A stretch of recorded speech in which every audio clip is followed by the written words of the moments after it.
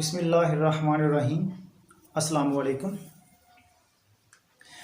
आज का जो हमारा टॉपिक है वो बहुत ही इम्पॉर्टेंट है कि आजकल यही बच्चों से जब हम लोग सबक जो है वो सुनते हैं तो बच्चे को प्रॉपर सबक जो है वो याद नहीं होता। तो सुनने में यही मिलता है कि बच्चा कहता है कि सर मैं इसको याद तो करता हूँ लेकिन ये मुझे याद नहीं होता। अगर याद हो जाता है तो टीचर दूसरे दिन या तीसरे दिन उससे सुनता है तो फिर वो नहीं सुना पाता। तो आज जो मेथड मैं इधर डिस्कस करने वाला हूँ, इस मेथड से बच्चे को सबक याद जो है वो किस तरह याद होगा और बच्चा उसको किस तरह जो है अपनी मेमोरी के अंदर स्टोर कर पाएगा। कुछ वालिदैन और असातिज़ा भी परेशान होते हैं कि बच्चे को सबक जो है वो किस तरह याद करवाया जाए। तो आज का जो हमारा टॉपिक है वो है SQ3R। ये एक ऐसा फार्मूला है, इसके दो पोर्शन हैं। फर्स्ट जो है हमारे पास SQ और सेकंड है 3R। बच्चे ने जो लेसन या जो चैप्टर बच्चे ने याद करना है तो उसको सबसे पहले ये हमारे पास SQ, S और Q। S जो है, S का मतलब है सर्वे। तो जो चैप्टर या लेसन बच्चे ने याद करना है उसका सबसे पहले वो उसका सर्वे कर ले, उसको उसका एक सरसरी जायज़ा ले ले, उसको एक सरसरी नज़र से देख ले। मुकम्मल जो चैप्टर होगा उसको सरसरी नज़र से देख ले, उसको मेन हेडिंग्स जो हैं उसकी मेन हेडिंग्स को देख ले और उसको रीड आउट कर ले कि ये इसमें क्या क्या है। तो सबसे पहले तो है बच्चे को चाहिए कि वो उसका सर्वे कर ले। नेक्स्ट जो हमारे पास है क्वेश्चंस। अब बच्चे ने क्या करना है कि जिस लेसन को, जिस चैप्टर को बच्चे ने तैयार करना है उसकी एक्सरसाइज पे चला जाए। एक्सरसाइज पे बच्चा वो क्वेश्चंस को रीड आउट कर ले, उन क्वेश्चंस को रीड कर ले। फिर बच्चे को इस चीज़ का इल्म हो जाएगा कि इस चैप्टर्स के अंदर कौन कौन से क्वेश्चन जो हैं वो इम्पॉर्टेंट हैं। ठीक है। नेक्स्ट बच्चा ये भी कर सकता है कि 5 ईयर्स जो है वो प्रीवियस कुछ ईयर्स के उसके पास अगर पेपर्स हैं बोर्ड के तो बच्चा उसको देख ले।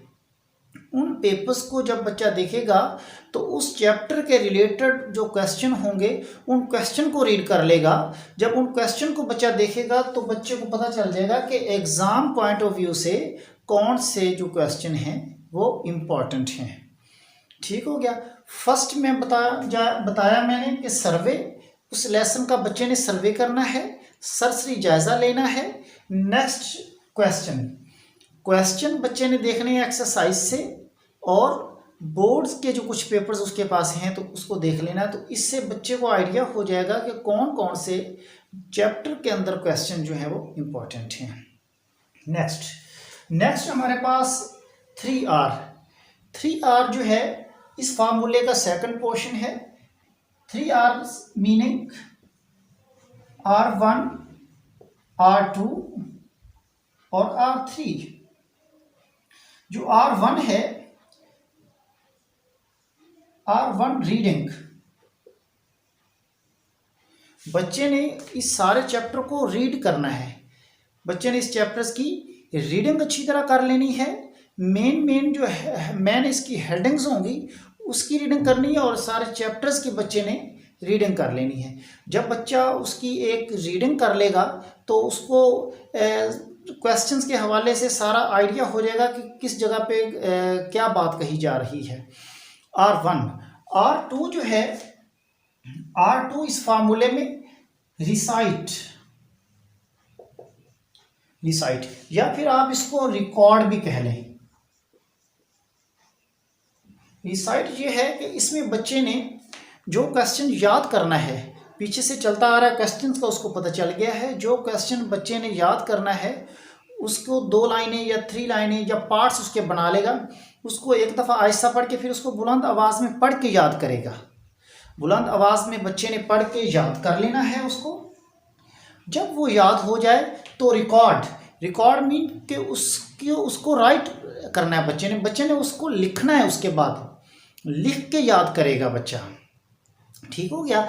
जैसे ही वो याद करेगा, रिसाइट याद करता जाएगा, क्वेश्चंस को अंडरलाइन करता जाएगा कि इस जगह पे ये क्वेश्चन बन गया है, इस हेडिंग्स के अंदर ये क्वेश्चन है, ये क्वेश्चन है। एक्सरसाइज उसने क्वेश्चन तो देखे हुए हैं, अब उसने हाईलाइट कर लेने हैं क्वेश्चंस हाईलाइट करने के बाद बच्चे ने ऊंची आवाज़ में उसको याद करना है। जब याद हो जाएंगे तो उसको रिकॉर्ड करेगा, रिकॉर्ड भी इसी का ही पार्ट है। रिकॉर्ड उसको लिखेगा कॉपी के ऊपर। लिखने से ये है कि बच्चे की राइटिंग भी इम्प्रूव हो जाएगी। राइटिंग इम्प्रूव के साथ साथ बच्चे को पेपर हल करने का तरीका, उस पेपर की प्रेजेंटेशन भी उसकी ठीक हो जाएगी। तो गलतियां भी अपनी बच्चा जो है लिखने से उसको पता चल जाएगा, यहाँ से मैंने ये गलती की है, बाद में उसको बच्चा देख भी सकता है। ऐसे बच्चे जो अपनी गलतियां लिखने के बाद खुद दूर कर लेते हैं, ठीक है, टीचर फिर उनकी गलती नहीं निकाल सकता। ये तो हकीकतन बात है भी यही कि जो इंसान अपनी गलती खुद दूर कर लेता है तो दूसरे जो है फिर उस पर उंगली नहीं उठा सकते। तो बच्चे ने अपनी गलतियां खुद दूर कर लेनी है, ठीक है। तो इससे बच्चे को पता चल जाएगा कि मुझे कितना याद हो गया है, मैंने नेक्स्ट क्या करना है। और लास्ट वन हमारे पास जो है रिवाइज। अब बच्चे ने जो याद किया हुआ है उसको रिवाइज करना है। याद रखिएगा कि रिवाइज कैसे करना है, 24 आवर्स के अंदर अंदर उसने उसको रिवाइज करना ज़रूरी है उसके लिए। अगर वो 24 आवर्स के अंदर जो याद किया है उसको रिवाइज नहीं करेगा तो उसको भूल जाएगा। बाज़ दफ़ा ऐसे होता है कि एक हफ्ते के बाद बच्चे से जब टेस्ट लिया जाता है, पूछा जाता है, उसने वो बिल्कुल भूला होता है। उसकी रीज़न यही है कि बच्चे ने उसको प्रॉपर जो है वो रिवाइज नहीं किया होता, ठीक है। तो रिवाइज करना भी ज़रूरी है 24 आवर्स के अंदर। तो ये आज का SQ3R फार्मूला था। SQ3R जो फार्मूला है ये रॉबिन्सन जो है एक फ़िलासफ़र था, इसने 1946 के अंदर अपनी किताब के अंदर उसने उसकी जो किताब थी उसका नाम था इफ़ेक्टिव लर्निंग आई थिंक, उसके अंदर इसने इस फार्मूले का जिक्र किया था कि बच्चे को किस तरह हमने सबक याद करवाना है और बच्चा किस तरह सबक जो है वो याद करने के बाद अपनी मेमोरी के अंदर, ठीक है, अपने ब्रेन के अंदर उसको स्टोर करेगा। तो ये एक ऐसा तरीका है जिसके ज़रिए बच्चा प्रॉपर तौर पे जो है सबक याद भी कर लेता है और इसको अच्छी तरह वो स्टोर भी कर लेता है।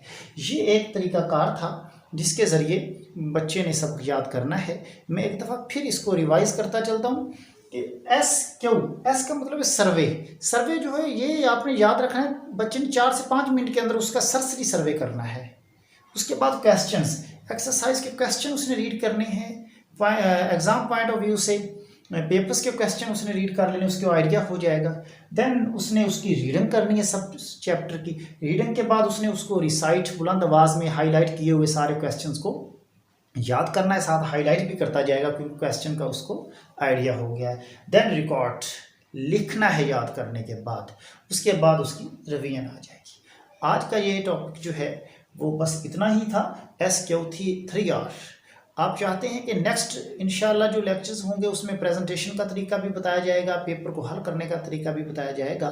तो आप अरीश एकेडमी ऑफ साइंस जो हमारा चैनल है इसको सब्सक्राइब कर लीजिएगा। वक्तन फ़वक्तन जो भी वीडियो आएंगी वो आपको मिलती रहेंगी।